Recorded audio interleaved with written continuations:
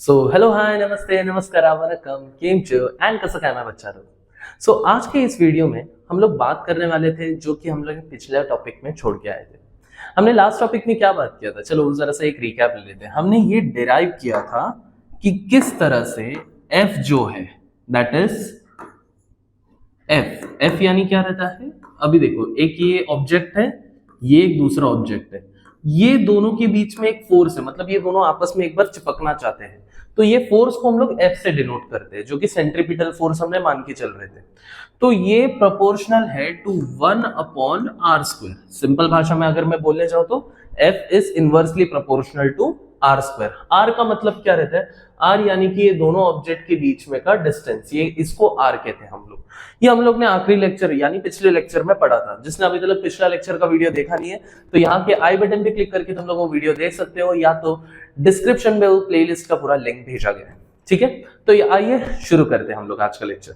तो सबसे पहले हम लोग आज के इस लेक्चर में मेनली बात किसके बारे में करने जा रहे हैं। हमने देखो लास्ट लेक्चर में क्या समझा था बच्चों, कि जो ग्रेविटी है वो बस डिस्टेंस के बेसिस में अफेक्ट करता है, मतलब कितना ऑब्जेक्ट को दूर रखते जाओगे वैसे वैसे ग्रेविटी अफेक्ट करते जाएगा। बट एक्चुअल में ग्रेविटी सिर्फ और सिर्फ दूरी से नहीं मापी जाती है, उसको और एक वे में मापा जाता है, that is depend upon the mass. Mass यानी क्या, मास यानी ऑब्जेक्ट का वजन, कितना ऑब्जेक्ट का वजन है उसके हिसाब से भी डिपेंड करेंगे। अभी चलो मैं तुम लोग को इसको प्रैक्टिकली समझाने के लिए एक काम करते हैं, मैं दो सर्कल बनाता हूं। ठीक है, हम लोग इमेजिन करेंगे कि वो दोनों ऑब्जेक्ट का डेंसिटी सेम है। जैसे एक सर्कल मैंने इतना बनाया और एक इतना बड़ा मैंने सर्कल बनाया। ठीक है, तो अभी तुम लोग ही मुझे देख के बता दो कि कौन से सर्कल का, ठीक है जरा से इसको अच्छे से ये कर लेते हैं, फिल कर लेता हूं मैं। ओके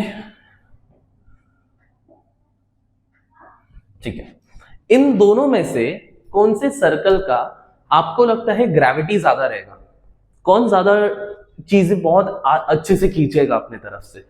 हमने बहुत सारे कार्टून्स में भी देखा रहेगा कि जितना बड़ा जो चीज रहता है उतना उसका ग्रेविटी भी क्या रहता है, ज्यादा रहता है। यानी कि इससे हमें क्लियर आइडिया मिल चुका है कि इस ऑब्जेक्ट का मास और इस ऑब्जेक्ट का मास कंपेयर करने जाएंगे तो इसका मास ज्यादा है और इसका मास कम है। इसका मतलब इस ऑब्जेक्ट का ग्रेविटी ज्यादा रहेगा और इस ऑब्जेक्ट का ग्रेविटी कम रहेगा। तो जरा अच्छे से समझते वापस से मैंने अभी क्या बोला। तो मास और ग्रेविटेशनल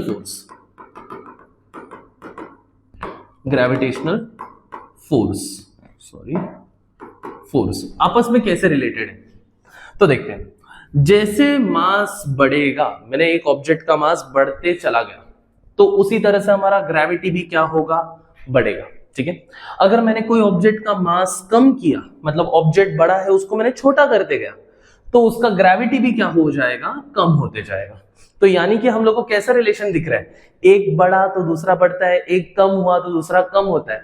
यानी कि मास और ग्रेविटेशनल फोर्स में एक कौन सा रिलेशन है, दैट इज डायरेक्टली प्रोपोर्शनल है। मतलब डायरेक्ट प्रोपोर्शनल का सिंपल मतलब है कि एक बढ़ा तो दूसरा बढ़ता है, एक कम हुआ तो दूसरा भी कम हो जाता है। तो अभी हमें इतना तो समझ में आ गया कि मास भी कहीं ना तो कहीं से तो ग्रेविटी को अफेक्ट करता है। अब देखो यहाँ पे हम लोग एक डायग्राम बनाते हैं जरा इसको समझने के लिए और अच्छे से। मेरे पास एक गोला यहाँ पे है, एक गोला यहाँ पे है। ठीक है, अभी इस गोले को कलर करते हैं, इस गोले को भी कलर करते हैं। ठीक है, ये मेरे पास दो ऑब्जेक्ट्स है। इन दोनों ऑब्जेक्ट को मैं क्या नाम दे देता हूं पता है, इसको मैं M1 देता हूं, इसको मैं M2 देता हूं। ठीक है, अभी जो ग्रेविटेशनल फोर्स है वो कैसे दिखाया जाएगा, चलो इसके ऊपर जो ग्रेविटेशनल फोर्स लग रहा है that is force of gravity F, ये हम लोग का कैसा रहेगा पता है, directly proportional to M1। Gravity हम लोग का कैसा है, डायरेक्ट प्रोपोर्शनल, उसका सिंबल डायरेक्टली इस तरह से हम लोग देते हैं ना, तो डायरेक्टली प्रोपोर्शनल टू M1। यहां पे मुझे बता सकते हो क्या होगा, F is directly proportional to यहां पे क्या हो जाएगा, M2, क्योंकि ये ऑब्जेक्ट का वजन क्या रहेगा, M2 रहेगा। M1 M2 क्या है नहीं समझा तो एकदम सिंपल वर्ड्स में, ये ऑब्जेक्ट समझो 1000 किलो का है, ये ऑब्जेक्ट समझो 500 किलो का है, दोनों का वजन अलग अलग होगा ना, तो इसकी वजह से मैंने एक को M1 दिया दूसरे को M2 दिया, और कुछ नई बात नहीं है। ठीक है, अब चलो दोनों को हम लोग साथ में कंसिडर करते हैं। सर साथ में मतलब, अभी देखो यहाँ पे f इज डायरेक्टली प्रोपोर्शनल लिखा है, यहाँ पे भी f इज डायरेक्टली प्रोपोर्शनल लिखा है, तो मैं एक काम करता हूँ f इज डायरेक्टली प्रोपोर्शनल वो लिख देता हूँ। यहाँ पे कौन है m1, यहाँ पे कौन है m2। अब मैं बोल रहा हूं कि ये ऑब्जेक्ट और ये ऑब्जेक्ट एक दूसरे के बीच में जो ग्रेविटी रहेगा वो कैसे पता चलेगा, ये एक दूसरे को आपस में खींचेगा ना। अभी देखो अगर हम लोग एक टग ऑफ वॉर का गेम खेलते हैं तो जब मैं खींचूंगा तो क्या हो जाएगा, न्यूटन का थर्ड लॉ के हिसाब से समझो, मैंने ये बेंच पकड़ा और इसको मैंने जोर से खींचा, अगर मेरे नीचे समझो टायर लगा रहता तो जब मैं बेंच को खींचता तो बेंच भी इधर आता और मैं भी उसके पास चला जाता। यानी कि ग्रेविटी का मतलब ये नहीं रहता कि सिर्फ एक ऑब्जेक्ट दूसरे के पास जा रहा है, इसका मतलब है कि दोनों ऑब्जेक्ट एक दूसरे के पास आ रहे हैं। ग्रेविटी देखो इस तरह से काम नहीं करता, ये ऑब्जेक्ट 1 है ऑब्जेक्ट 2 है, नहीं नहीं नहीं ये गलत हो जाता है, ऐसे भी काम नहीं करते, ऑब्जेक्ट 1 है ऑब्जेक्ट 2 है ये इसके पास जाएगा, नहीं। ग्रेविटी एक्चुअल में इस तरह से काम करता है, ऑब्जेक्ट 1 ऑब्जेक्ट 2 दोनों एक दूसरे के पास आते हैं। तो यहाँ पे हम लोग को क्या बता रहा है कि ये दोनों एक दूसरे के पास आ रहे हैं, मतलब जो ग्रेविटी है वो m1 m2 का प्रोडक्ट है, यानी m1 और m2 का क्या है वो प्रोडक्ट। तो ये हमें पता रहना चाहिए, ठीक है। तो चलो बच्चों अभी तुम लोग को मैंने एक शॉर्ट में समझा दिया कि कैसे हम लोग का ग्रेविटी एक्चुअली में ऐड करता है। दो ऑब्जेक्ट का अलग अलग मास है, डायरेक्टली प्रोपोर्शनल है, इसके लिए सामने सामने लिख दिया, f is directly proportional to m1, f is directly proportional to m2। और हमें पता है कि दोनों ऑब्जेक्ट एक दूसरे के पास आ रहे हैं, मतलब दोनों भी ऑब्जेक्ट साथ में काम कर रहे हैं। मैंने वर्ड बोला साथ में, इसके लिए मैंने लिखा f is directly proportional to m1 into m2, ठीक है। चलो अब इससे पिछले वीडियो में हमने ये डिक्लेयर किया था कि f is inversely proportional to r square, यानी f is proportional to 1/r square करके मैंने लिखा था। तो चलो कहीं ना तो कहीं ये दोनों भी आपस में लिंक्ड हो रहे हैं, ठीक है, ये दोनों भी आपस में लिंक हो रहे हैं। सर कैसे लिंक हो रहे हैं नहीं समझ में, चलो इसको और एक डायग्राम से समझाता हूं मैं। तो ये दो ऑब्जेक्ट्स है, यहां पे मैंने बनाया एक ऑब्जेक्ट, यहां पे मैंने एक ऑब्जेक्ट बनाया, ठीक है। अभी सेम चीज मैं लिखने जा रहा हूं, यहां पे भी इस ऑब्जेक्ट का वजन m1 रहेगा, इस ऑब्जेक्ट का वजन हमारा क्या रहेगा m2। अभी ये ऑब्जेक्ट के बीच में कुछ ना तो कुछ दूरी रहेगा ना, ऐसे तो नहीं रहेगा कि ये खाली बस बैठे। ये ऑब्जेक्ट यहां से लेके यहां तक के बीच में का कुछ दूरी रहेगा, जिसको हम लोग क्या डालते हैं d करके इंडिकेट करेंगे, ठीक है। d यानी distance between the two object. तो अभी हम लोग को बताओ ये वाला फॉर्मूला हम लोग साथ में लिंक किस तरह से कर सकते हैं।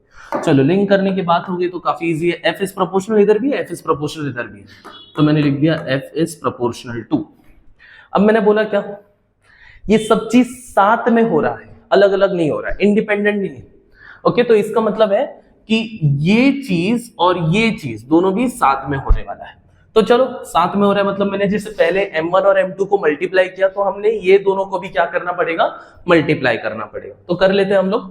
तो यहां पे मैं लिखता हूं, ठीक है, यहां पे मैं लिखता हूं m1 m2 मल्टीप्लाई बाय, दूसरा इधर कौन है अपना 1/r स्क्वायर। तो अभी मुझे देख के बताओ, f is directly proportional to, जब मैं इसको मल्टीप्लाई करूंगा m1 m2 को 1 से मल्टीप्लाई करूंगा तो ये क्या हो जाएगा m1 m2 ही रहेगा, ठीक है। अब इसके नीचे कुछ नहीं है मतलब 1 रहेगा, तो 1 को जब मैं r स्क्वायर से मल्टीप्लाई करूंगा तो मेरा आंसर क्या आ जाएगा, r स्क्वायर ही आ जाएगा। ओके, और r हम लोग लिखेंगे नहीं, हम लोग r की जगह पे वर्ड क्या यूज करेंगे, d। सर r और d में फर्क क्या है, दोनों का कुछ फर्क नहीं है, एक ही बात हुआ। r का एक्चुअल मतलब हमने वो पिछले डेफिनेशन में क्या किया था, it is the distance between the planet and the sun. Okay, और हम लोग यहाँ पे बात कर रहे हैं प्लैनेट और सन के बीच में नहीं, कोई दो रैंडम ऑब्जेक्ट्स, तो दो रैंडम ऑब्जेक्ट्स के बीच में का डिस्टेंस। ओके, तो इसको हम लोग इसके लिए d लिखते हैं। तो मैं काम करता हूं, ठीक है, इसको मैं डिलीट करके यहाँ पे मैं क्या डाल देता हूं, d करके डाल देता हूं, ठीक है। जस्ट कंफ्यूज मत होना, मैंने r की जगह पे सिर्फ d डाला हुआ है वहां पे। अब चलो ये तो हम लोग को क्लियर हो चुका है, f is directly proportional to क्या लिखा है मैंने, m1 m2 upon d square. अब यहाँ पे मैंने तुम लोग को एक और एक चीज बताया था कि जब x और y आपस में प्रोपोर्शनल होते हैं तो मैं ऐसे भी लिख सकता हूं ना, ये चीज की जगह पे मैं इक्वल टू साइन देता हूं और इक्वल टू जिस वे में डालता हूं तो उसके साथ साथ एक कांस्टेंट आ जाता है और फिर मैं y लिखता हूं। याद करो ये चीज को, ओके। याद नहीं रहेगा तो दिमाग में अभी बिठा लो, ये चीज के जगह पे मुझे इक्वल टू चाहिए, ओके। तो मुझे क्या करना पड़ेगा, एक कांस्टेंट को लेके आना पड़ेगा। ये चीज को दिमाग में रखते हुए इसको भी हम लोग सेम वे में लिख सकते हैं क्या? जी हाँ, लिख सकते हैं हम लोग। तो मैं क्या करने वाला हूं, देखो f इस साइन की जगह पे मैं क्या डालता हूं, इक्वल टू। अब मैं यहाँ पे एक कांस्टेंट डालूंगा, उस कांस्टेंट को मैं नाम दे देता हूं एज g। जैसे इधर मैंने नाम क्या दिया, k दिया ना, यहाँ पे मैं नाम दे देता हूं उस कांस्टेंट को g। बाकी सबको एज इट इज डाल देता हूं। क्या है बाकी सब कुछ, m1 m2 upon d square, ठीक है। ये जो मैंने बताया था, ठीक है, ये g जो है, ये g एक्चुअली में इसको कहते हैं, ये कांस्टेंट है ना, इट इज कांस्टेंट जो कि पूरा यूनिवर्स में एक्सेप्टेड है, ओके, ऑफ यूनिवर्सल। बट ये किसके लिए कांस्टेंट है? ये g यानी क्या होता है, f का मतलब क्या है? F यानी फोर्स ऑफ अट्रैक्शन। कोई भी दो ऑब्जेक्ट एक दूसरे के पास आ रहे, क्यों पास आ रहे? Because of what a reason. क्यों ये ऑब्जेक्ट अर्थ पे गिर रहा है, ये पेन क्यों अर्थ पे गिर रहा है? एक रीजन के कारण गिर रहा है, वो क्या है? हमारा ग्रेविटी है। तो ओके, तो कांस्टेंट ऑफ यूनिवर्सल ये क्या होगा? ग्रेविटेशन। ठीक है बच्चों, तो इस g को हम लोग बोलते हैं कांस्टेंट ऑफ यूनिवर्सल ग्रेविटेशन या तो यूनिवर्सल कांस्टेंट ऑफ ग्रेविटेशन। ठीक है बच्चों, तो ये हम लोग का g का एक्चुअली में वैल्यू रहेगा। अब देखो न्यूटन ने ये कहा था, क्या कहा था उसने? F is directly proportional to m1 m2 upon d square. ठीक है, अभी मैं लिख देता हूं यहां पे, F is directly proportional to m1 m2 upon d square. ये जो चीज है ना, ये चीज के वजह से न्यूटन ने अपना एक लॉ बोला जिसको हम लोग कहते हैं Newton's universal law of gravitation. ठीक है, Newton's universal law of gravitation. तो न्यूटन का universal law of gravitation actually में क्या कहता है? बस इस चीज को समझो, तुम्हें ऑटोमेटिकली पूरा डेफिनेशन लर्न हो जाएगा। क्या लिखा है मैंने? F is directly proportional. देखो जो सामने सामने रहता है ना, एक चीज याद रखना, ऐसे सामने रहता है कुछ, ठीक है, ऐसे सामने सामने रहता है, तो इसको हम लोग बोलते हैं डायरेक्टली प्रोपोर्शनल। डायरेक्टली प्रोपोर्शनल, ठीक है। बट अगर समझो इस तरह से रहता है, मतलब एक ऊपर रहेगा तो दूसरा नीचे, ऊपर नीचे रहेगा, तो उसको हम लोग बोलते हैं इनवर्सली प्रोपोर्शनल। ठीक है, चलो बच्चों मुझे ये बताओ क्या बोलते हैं इसको? डायरेक्टली प्रोपोर्शनल, सामने सामने है, क्या बोलते हैं इसको? Inversely proportional. रीड कैसे करेंगे हम लोग? चलो इसको रीड करते हैं। x is directly proportional to y। चलो इसको रीड करके दिखाओ। x इज, सिंस ये नीचे दिख रहा है तो हम लोग बोलेंगे x is inversely proportional to y। y बोलना है क्योंकि वो नीचे दिख रहा है अपने को। ठीक है, जब कोई चीज नीचे दिख रहा है तो इनवर्सली प्रोपोर्शनल, सामने सामने दिख रहा है तो डायरेक्टली प्रोपोर्शनल। तो न्यूटन का universal law of gravitation actually में किस तरह से चलेगा? देखो, सॉरी, ठीक है, मैं इसको जरा साइड में रख देता हूं, यहां पे देखते हैं। न्यूटन का यूनिवर्सल लॉ ऑफ ग्रेविटेशन बोलता है कुछ इस तरह से, every object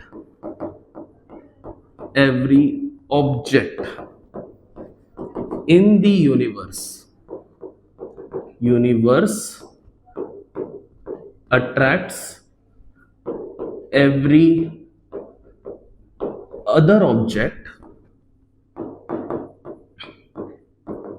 with a definite force। मतलब कि हर एक ऑब्जेक्ट यूनिवर्स में, जो कोई भी ऑब्जेक्ट हो, चाहे वो मैं हूं, मेरे सामने वो कैमरा है, मेरे पीछे वो टीवी है, चाहे मैं अर्थ के लिए हूं या अर्थ मून के लिए या अर्थ सन के लिए, कोई भी ऑब्जेक्ट यूनिवर्स में क्यों ना हो, वो एक दूसरे को एक दूसरे के सामने आना चाहते हैं। अट्रैक्शन यानी कि कैसा रहता है कि एक दूसरे के पास आना, दूसरा अट्रैक्शन मत समझना। Okay, so every object in the universe attract every other object with a definite force, मतलब कुछ तो ताकत लग रहा है कि इसके कारण हम लोग बोलते हैं ना, ये पेन हम लोग का अर्थ के पास ही क्यों जा रहा है, ऊपर क्यों नहीं जा रहा है, with a force it is going somewhere, ठीक है, विथ अ डेफिनाइट फोर्स लिखा है मैंने। अब ये वर्ड याद रखना, this force, okay, this force, ये फोर्स जो है ये किस तरह से, अभी चलो ये फोर्स को डिफाइन करते हैं। फोर्स तो इधर रहा, ये फोर्स है अपना, ये फोर्स सामने सामने सामने सामने, मतलब मैंने क्या बोला था अभी तुम्हें, सामने सामने यानी कि directly proportional, very good. This force is directly proportional to the, चलो मुझे बताओ डायरेक्टली प्रोपोर्शनल किसको है, m1 और m2 को है। मुझे बताओ m यानी क्या, m यानी मास, याद रखना बच्चों, m यानी क्या रहता है अपना, मास। और यहाँ पे m1 और m2 क्या हो रहे हैं, इधर बीच में कुछ नहीं है, मतलब क्या हो रहा है, इनका प्रोडक्ट निकाला जा रहा है, प्रोडक्ट यानी मल्टीप्लाई। तो मैंने बताओ क्या कर रहा हूं मैं, मासेस ले रहा हूं दो और उनका मैं क्या निकाल रहा हूं, product. This force is directly proportional to the product of the masses, ठीक है, this force is directly proportional to the product of the masses। और मुझे बताओ कुछ तो नीचे भी तो जा रहा है ना, नीचे यानी क्या रहता है अपना, इनवर्सली प्रोपोर्शनल, एंड इनवर्सली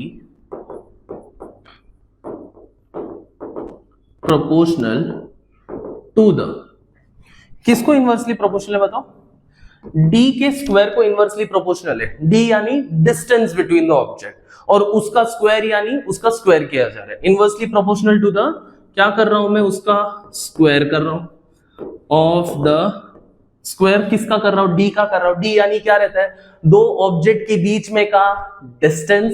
देखो ये दो ऑब्जेक्ट है m1 m2, इन दोनों के बीच में का जो डिस्टेंस है उसको हम लोग d से इंडिकेट करते हैं, is inversely proportional to the square of the distance between them। ये था हमारा न्यूटन का यूनिवर्सल लॉ ऑफ ग्रेविटेशन। क्या कहा है बच्चों, एक बार समझते हैं। सबसे पहले हम लोग एक बात करेंगे जो कि न्यूटन कह रहा है। न्यूटन बोल रहा है कि हर एक ऑब्जेक्ट यूनिवर्स का कोई क्यों ना होने दो, हर एक दूसरे ऑब्जेक्ट को एक फोर्स से अट्रैक्ट कर रहा है। Every object in the universe attracts every other object with a definite force। definite word इसके लिए बोला है क्योंकि वो फोर्स हम लोग काउंट कर सकते हैं कितना होगा करके, वो कितने ताकत से आ रहा है ये हम लोग बता सकते हैं, इसके लिए डेफिनाइट बोला गया है। डेफिनाइट यानी कुछ वैल्यू है उसका।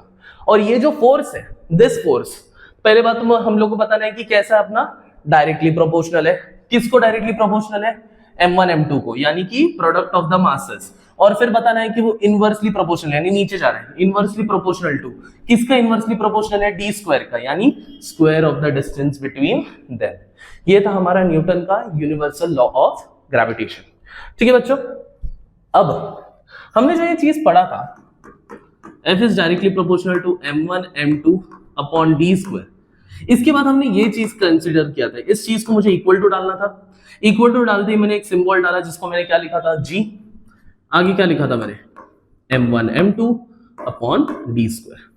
सर ये g क्या था हमारा, g था हमारा यूनिवर्सल कांस्टेंट ऑफ ग्रेविटेशन।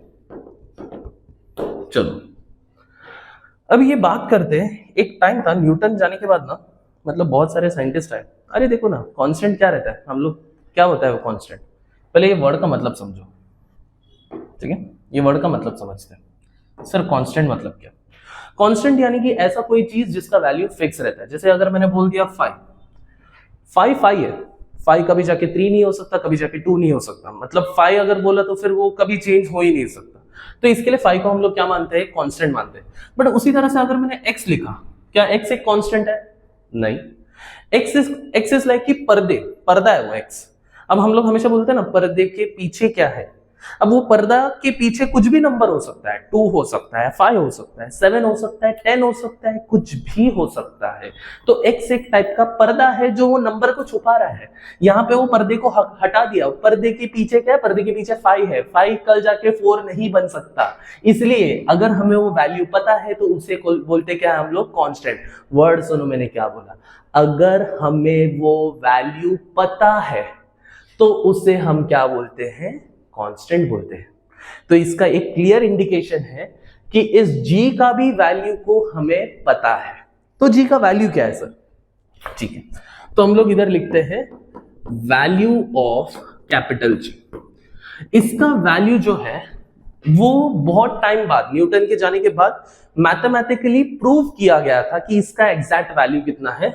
तो इसका वैल्यू था 6.673 मल्टीप्लाई बाय 10 रेज टू -11। ठीक है, multiply by 10 raise to -11। Sir आगे क्या, आगे जो है ना ये तुम्हें समझा के बताता हूं। अगर मैंने सीधा लिख दिया ना ये ऐसे, Newton metre square per KG square है, सर ये क्या है, ये क्या है, ये आपने क्या लिखा है, रुको रुको रुको, ये ऐसे नहीं समझते हम लोग। एक्चुअली में ये समझाता हूं कि ये क्या है करके, ठीक है। तो इसको समझने के लिए मैं वापस से इधर आता हूं, वो फॉर्मूला लिखता हूं, F is equal to G m1 m2 upon d square. ठीक है, अभी हम लोग को G का वैल्यू चाहिए ना, तो एक काम करता हूं मैं G को सिर्फ एक जगह पे रखता हूं, बाकी सबको उधर भेज देता हूं। तो चलो मैं G को इधर ही रख रहा हूं। तो अगर मैं G को इधर ही रखता हूं तो ये d स्क्वायर जो डिवाइड हो रहा है यहाँ पे जाके मल्टीप्लाई हो जाएगा, यानी F इंटू डी स्क्वायर हो जाएगा। और ये m1 m2 जो मल्टीप्लाई हो रहा था इधर मल्टीप्लाई हो रहा है, यहाँ पे आके क्या हो जाएगा, डिवाइड, यानी कि नीचे आ जाएगा m1 m2।